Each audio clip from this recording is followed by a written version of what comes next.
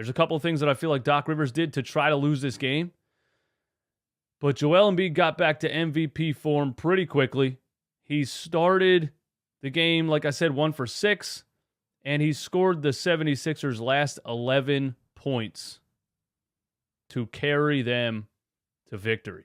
Run it back, Philly. No frauds, no fanboys, no intros. The two ways that I feel like Doc Rivers tried to lose this game. And look, I don't like to do this after every game. I don't. Do I feel like Doc Rivers deserves some credit for this team playing like this without their stars? Yes, I do. I think Doc is a players kind of guy. Players like him. Players that he gives minutes to likes him. I think his in-game decisions are always terrible for the most part.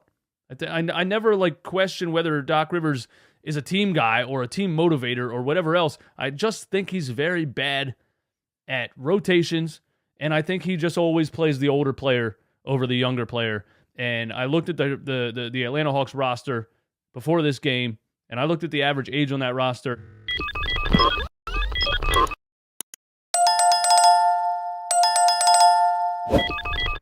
And there's two players that play big minutes for the Atlanta Hawks and contribute well, and they are 19 years old and 21 years old. You wouldn't see Doc Rivers do that. Anyway, here's what happened.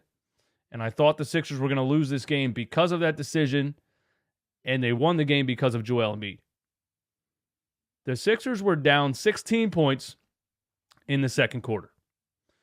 Matisse Thybulle then came in the game. Trae Young then started giving up the ball well outside the three-point line because he can't do anything with Matisse Thybulle on him. This is why Matisse Thybulle is so valuable. If you can at least get a decent something from him on the offensive side of the ball, his defense is so good. His perimeter defense is so good. He impacts the game so well. He makes a ball handler like Trae Young, like DeJounte Murray's jobs so difficult, he completely changes the energy of a game. Doc put him in. We were down 16 points. We immediately went on a 6-0 run, finished the half on a 15-4 run, and we're down by 4 points at halftime. Off the top of my head, if I'm off by a point or two, forgive me. And then I tweeted and I said prediction going into the fourth quarter, because Matisse played a lot. The end of the third, also into the fourth, was still making plays. Had a left-handed drive, left-handed finger roll finish in the lane, and I almost passed out because I couldn't believe he added that to his game or even pulled that off.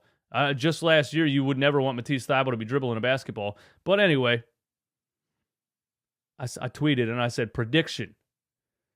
Matisse is going to come out right when Trae Young comes in, and we're going to lose this game. Doc pulled Matisse out. Trae Young came back in the game, and I thought, here we go. And Trae started getting in the lane at will. I think DeAnthony Melton's a good defender, but he still gets in the lane at will around pick and rolls. And it just seems like Matisse Thybulle can definitely defend that on the perimeter a lot better. Shake Milton, Trae Young can just blow right by 24/7. So he started getting in the lane at will again, started throwing alley-oops, started hitting floaters, and I said, here we go. My prediction's going to stand. But Joel Embiid said, nah, I got this. Which, by the way, they then made a substitution, and George Niang came in the game, which I just think Doc needs to focus a little more on defense sometimes. That's all I'm saying, sometimes.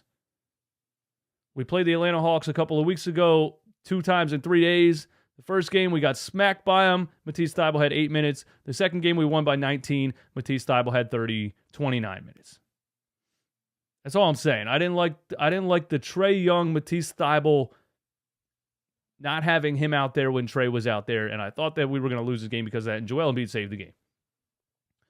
Joel Embiid came in, with 5 minutes left in the game, scored 8 straight points, drop step on Capella, then he guards Trae Young the next possession. When I said Trae was getting in the lane at will, Joel steps up. And Joel is getting very good at this pick and roll defense. I still think he drops a little too far, but I think he's getting very good at baiting the guy with the ball. And he did that on the very last play also that I'm going to talk about. I think he's getting very good at baiting the guy with the ball. I think he's getting very good at following the center rolling, not stepping up too far so Trae can easily throw a no-look alley-oop because he's one of the best in the world at dropping dimes like that. You step up just too far, he's going to throw that thing to Clint Capella, John Collins, you know the drill. I think Joel's getting very good at playing that middle ground in the pick-and-roll defense. And I saw a couple possessions where Trae didn't exactly know what to do because Joel was kind of balancing that line of dropping back on the center or stepping up on the ball.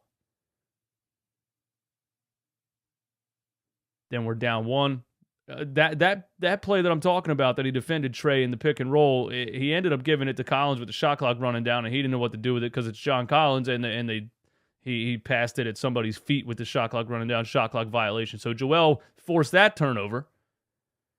Came down the floor down one, got the ball one-on-one on Capella again, and I said, this is money. He's not missing this.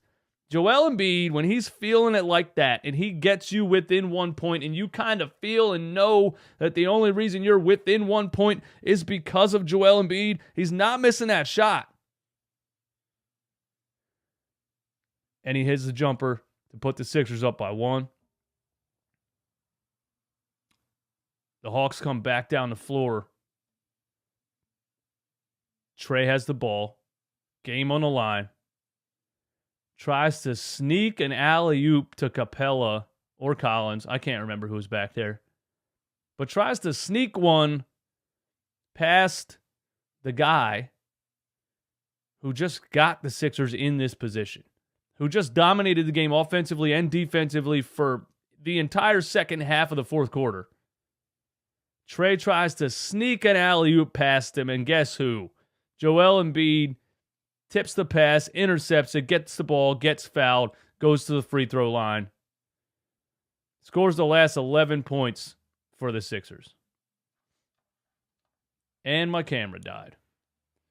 An error-prevented shooting. That's a new one. Here we go.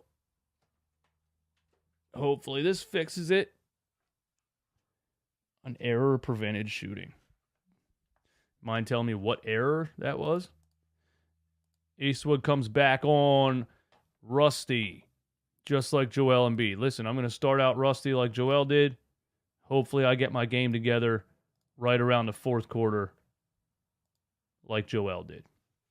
Yeah, so there you have it. That's how Joel Embiid won the game for the 76ers, man. That's how he won the game for him. Run it back, Philly. No frauds, no fanboys, no intros. Speaking of frauds.